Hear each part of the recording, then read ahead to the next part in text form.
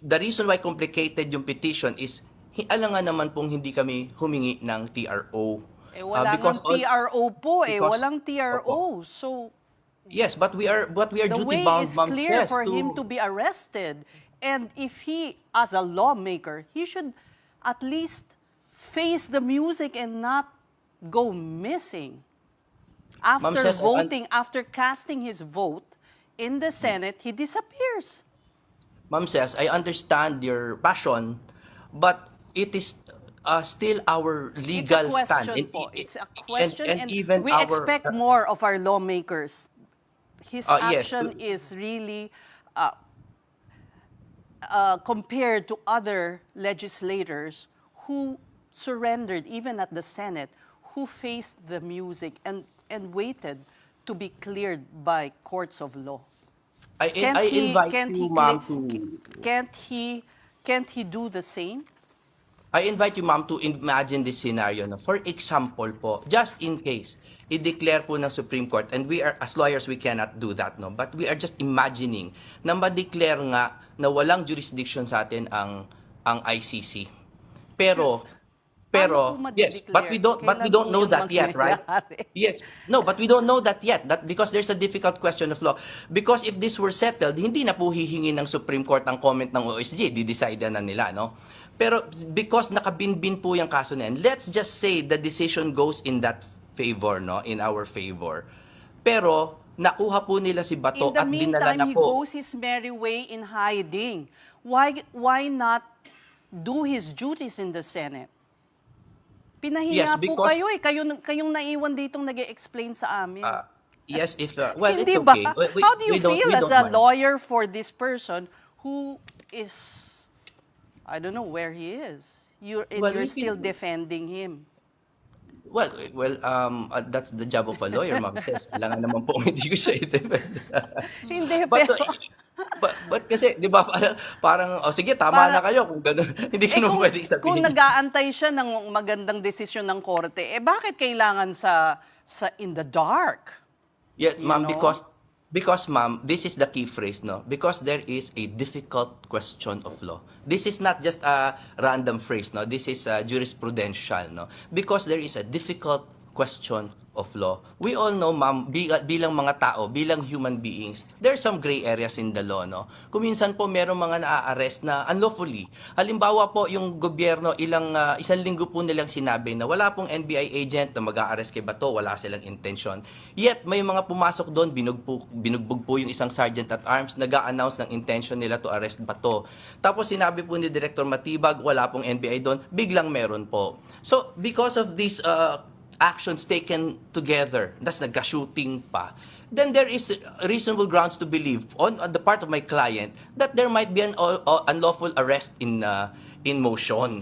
A So, shooting meron that pa yung- actually may have been scripted by no, his hindi po, own hindi po, camp.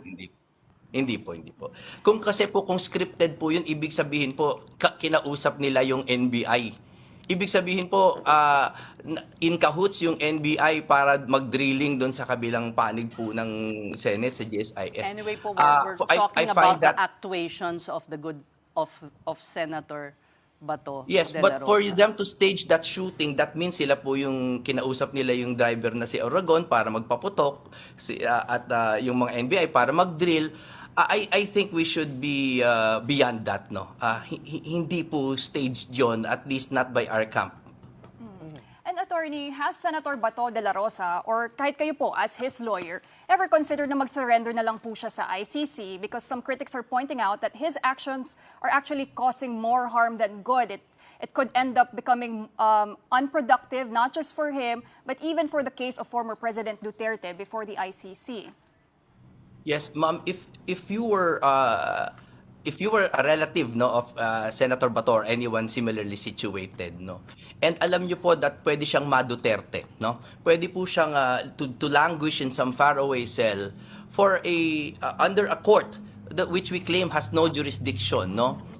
Tapos eventually lumabas ko kunyari yung desisyon ng Supreme Court na wala ngang jurisdiction yung ICC sa atin. Ano po magagawa natin para po ibalik sila? It is an irreversible damage, no? Not just upon our client, but the sovereignty of the Philippines.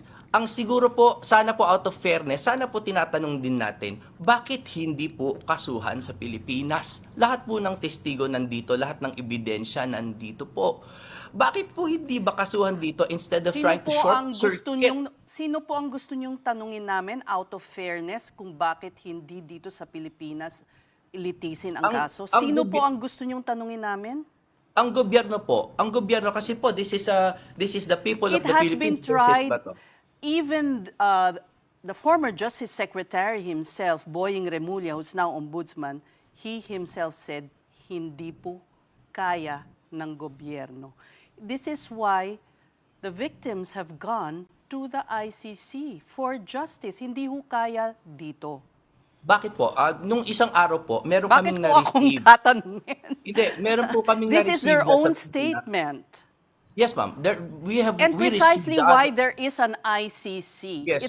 I don't No, know why you are framing it as a diminution we're not part of the ICC. Philippine sovereignty. We're not a part of the We're ICC, talking ma'am. of the international community here. Hindi ho Yes, we're isang- not part of the ICC, ma'am. I beg you to understand. We're not part of their own statute anymore. We withdrew, and that was affirmed in the Pangilinan versus Cayetano case. With all due respect, ma'am, yes, says, no? but And- the and, crimes, may I say also, ma'am. attorney, Yes, that ma'am. the crimes indicated were before we withdrew from the Rome Statute.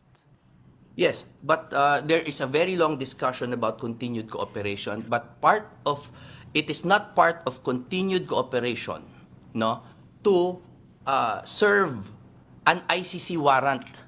Kasi po, let's assume arguendo na nasa Rome Statute pa tayo, ma'am, ha? Let's assume, ha? Meron pong proseso sa Article 58 saka sa Article 59 ng Rome Statute kung paano po mag-serve ng warrant. At katulad po ng lahat ng batas, di ba may batas, ma'am, no? Kunyari RA, merong IRR, yung implementing rules. Sa Opo, ICC meron alam din ko po. po Ma'am, yun. sandali lang. This is very important, ma'am. Meron pong batas na Rome Statute, meron din pong regulations of the court. And in the regulations of the court, 31 number 3, nakalagay po doon kung paano mag-serve ng ICC warrant, which they did not follow. And the key phrase there is personal service. Kailangan po may personal service upon the accused, which they did not do. What did they do? They brandished it on social media and on media without serving us. Humingi po si Senator Cayetano, humingi po kami bilang legal counsel. Because out po of your deference to the client, law. and I'm sorry we're We were running not out of served the time, but I'd warrant. just like to point out, because he was running in the stairs and, even tripped.